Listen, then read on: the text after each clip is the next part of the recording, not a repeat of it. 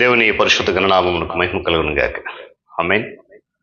క్రీస్తునందు పిల్లరా, మరొకసారి నూతన దినములో దేవుడిటి శ్రేష్టమైన అవకాశాన్ని మనందరికి అనుగ్రహించారు. అందును బట్టి ఆయన విలువైన నామమునకు ఘనత కలుగును గాక. క్రీస్తునందు పిల్లైన దైవజనులు, స్నేహితులు, విశ్వాసులు, సహోదరులు ఈ కార్యక్రమాన్ని వీక్షిస్తూ ఆత్మీయంగా బలపడుతూ నన్ను ప్రోత్సహిస్తూ నా కొరకు ప్రార్థిస్తున్నటువంటి మీ అందరికీ రక్షకుడైన యేసయ్య శక్తి కలిగిన నామంలో ఉదయకాలపు శుభములు మరియు నిండు వందనాలు తెలియజేస్తున్నాను. మీరందరూ బాగున్నారు కదండి? చాలా సంతోషం. రండి, ఈ దినం కూడా మేము ప్రేమతో ఆహ్వానిస్తున్నాను. మనమంతా కలిసి అనుదిన అభివృద్ధి ఉదయకాలపు ధ్యానాలు అనేటువంటి ఆధ్యాత్మిక కార్యక్రమంలో దేవుని యొక్క వాక్యాన్ని ధ్యానించి దైవ దీవెనలు పొందుకుందాం. బైబిల్ సగలో ఉన్నాయా? తెరచి చూడండి.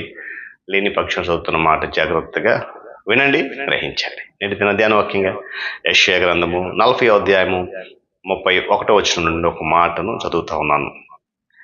యెహోవా కొరకు ఎదురు చూచువారు సొమ్మసిల్లక నడిచిపోవుదురు. దేవుడు తన పరిశుద్ధ లేఖన మాటను మన కొరకు దీవించును గాక. ప్రార్థన చేద్దాం. మహోన్నతుడ, మహాగుణుడ, మీకు వందనాలు. సర్వాధికారివి, సర్వశక్తిమంతుడవు. ఉదయకాలపు ధ్యానాలు అనేటువంటి ఆధ్యాత్మిక కార్యక్రమం ద్వారా అనుదినము మీరు మాతో మాట్లాడుతున్నారు. నీ మాటలు వింటున్నాం. అయితే ఆ మాటలను మీ మధ్యతో అనుసరిస్తున్నామా లేదా ఒకసారి పరిశీలన చేసుకోవడానికి మరొక నూతన దినాన మీరు మాతో మాట్లాడబోతున్నందుకు స్తోత్రాలు. నీ కృపలో వదిలింపజేస్తూ ఈ కార్యక్రమాన్ని ఆధ్యాత్మికంగా మీ ఆత్మానుసారం నడిపిస్తున్న స్తోత్రాలు. ఈ దినం కూడా నడిపించి బలపరచండి. మీరే ఘనత మహిమ పొందాలి. క్రీస్తు నామమున నడుతున్నాను తండ్రి. ఆమేన్. చాలా సంతోషం. పిల్లరా, చదవండి మాట మనందరికీ చాలా సుపరిచితమైన మాట కదా. ప్రవక్త యెషయా వ్రాసినటువంటి మాట.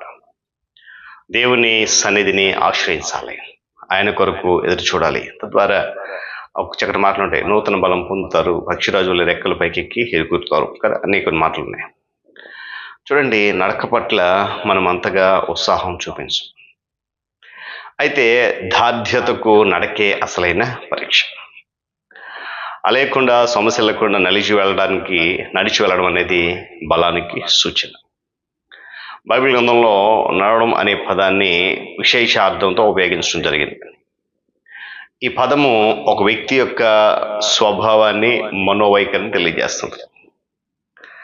నా సన్నిధులు నడుచుచు నిందారహృదయ ఉండుము అనేటువంటి ఒక మాట దేవుడు అబ్రహాముతో చెప్పినట్లు చూస్తాం. ఆదికాండము 17వ అధ్యాయం 1వ వచనం. ఈ మాటలో ఆచరణ సాధ్యం కానిది, అస్పష్టంగా ఉన్నది ఏది కూడా లేదు. అంతా చాలా వాస్తవికంగా ఉంది. అంతా చాలా సూటిగా, స్పష్టంగా వ్రాయబడింది. వీళ్ళరా, మనము ఒళ్ళు జల్లుమనేటువంటి త్రుళ్ళెంతర కొరకు ఎదురు చూడడం అనేది సహజమే మానవుని యొక్క జీవితం. అయితే ఇది శారీరకంగా కానీ భావోద్వేగంగా కానీ అనారోగ్య స్థితికి సూచన అని జ్ఞాపకం చేశారు. శరీరపరంగా చూసినట్లయితే పరిశుద్ధాత్మ కార్యాలను మనము కృత్రిమంగా అనుకరించే ప్రయత్నాలకు దారితీస్తాం.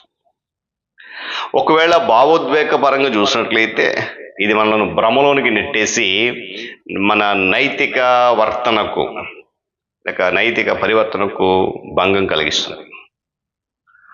ఈ ఉదయకాల సమయంలో పిల్లలు గమనించండి, ఆధ్యాత్మిక రంగంలో కూడా మనము జళ్ళుమనే త్రుళ్ళింతల కొరకు ఎదురు చూస్తున్నట్లయితే అది రెక్కలు కట్టుకుని గాలిలో ఎగిరినట్లుగా ఉంటుంది.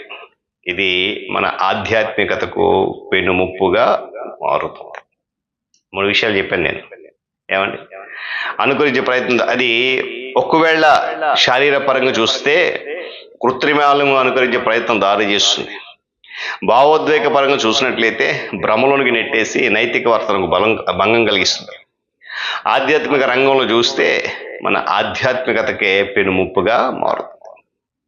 పిల్లరా, దేవుని సన్నిధి అనేది ఒక ప్రత్యేక సమయానికి కానీ ఒక ప్రత్యేక స్థలానికి కానీ పరిమితం చేయబడలేదు. పరిమితం కాదు. అన్ని సమయాల్లోనూ, అన్ని సందర్భాల్లోనూ, అన్ని పరిస్థితుల్లోనూ ప్రభువుకు ప్రథమ స్థానాన్ని ఇస్తూ ఆయన ఆధిపత్యానికి, అధికారానికి తల ఒగ్గి ఉండాలనే దృఢ చిత్తం నీలో నాలో ఉన్నప్పుడు ఆయన సన్నిధి ఎప్పుడు కూడా మనతోనే ఉంటుంది. దేవుని స్తోత్రం చెప్పండి గట్టిగా. హల్లెలూయా. నా సన్నిధి నీకు తోడుగా వచ్చును అని భక్తులు అనేక సందర్భాల్లో ప్రభువు చెప్పాడన్నమాట. వాస్తవానికి మనకున్నటువంటి సమస్యలు అసలు కారణం ఏంటో తెలుసా? చెప్పండి. మనకు చాలా సమస్యలు ఉన్నాయి. మనకున్నటువంటి ఆ సమస్యలకు ముఖ్యమైన కారణం ఏంటంటే దేవునిని ఆశ్రయించకపోవటమే. కీర్తనకారుడు రచయిత అనుభవాన్ని మనం చూస్తే 46వ సంకీర్తన 2-3 చరణాల్లో, భూమి మార్పు నిందినను, నడి సముద్రములో పర్వతం మునిగినను నేను భయపడము, లేక మనము భయపడము. పిల్లల, దేవుని సన్నిధిలో మన జీవితము వాస్తవం అయినప్పుడు మన అనుభవం కూడా ఈ కీర్తన రచయిత అనుభవం లాగానే ఉంటుంది. ప్రతి మనిషి జీవితంలో కూడా క్లిష్టమైన సమస్యలు ఎదురవుతాయి. ఆ క్లిష్టమైన సమస్యలు ఎదురైనప్పుడు దేవుని కొరకు ఆ నడిపింపు కొరకు దేవుని ఆశ్రయించడం అనేది ఆవశ్యం. అయితే ఇక్కడ ఒక విషయాన్ని నేను మీకు జ్ఞాపకం చేస్తాను. ప్రతి చిన్న విషయానికి మనము దేవా నన్ను నడిపించని అడగాల్సిన అవసరము లేదు. ఎందుకంటే ఆయన అనునిత్యము నీతో నాతో ఉన్నాడు, మనల్ని నడిపిస్తూనే ఉన్నాడు. అవునా కదా? నమ్మిన స్తోత్రం చెప్పండి కదా. హల్లెలూయా. దైనందిన జీవితంలో మన నిర్ణయాలు ఆయన చిత్తానుసారంగా లేనట్లయితే మనం ముందుకు నడవడం అనేది చాలా కష్టం అండి, చాలా కష్టమే. అప్పుడు మౌనంగా ఉండిపోయి నడిపింపు కొరకు ఆయన సన్నిధిలో వేచి ఉండడం అనేది తథ్యం. కనుక ఉదయకాల సమయంలో ఆయన కొరకు ఎదురు చూసి ఒక నూతన బలం పొందుకుంటాం. ఆయన కొరకు ఎదురు చూస్తూ ఉంటే పక్షుల రెక్కలు పైకి తిరుగుతాం. ఆయన సన్నిధిలో ఎదురు చూస్తే ఆయన కొరకు సమస్యలకు నడిచిపోతాం. కనుక ఉదయకాల సమయంలో పిల్లరా, మనము దేవునితో నడవడం అనేది ఇష్టపడాలి, దేవునితో నడవడం ప్రారంభించాలి. దేవునితో నడవడం అనేది మనకు కష్టంగా అనిపించవచ్చు, కానీ ఏమాత్రం కూడా అది కష్టము అసాధ్యము కాదు. ఉత్సాహంగా ఆయన వెంట నడవాలి. నేను నడవనండి, నేను ఉన్న చోట ఉంటానంటే దేవుని పొందుకోవడం చాలా కష్టం. కనుక ఇలా దేవుని సన్నిధి ఒక ప్రత్యేకమైనది.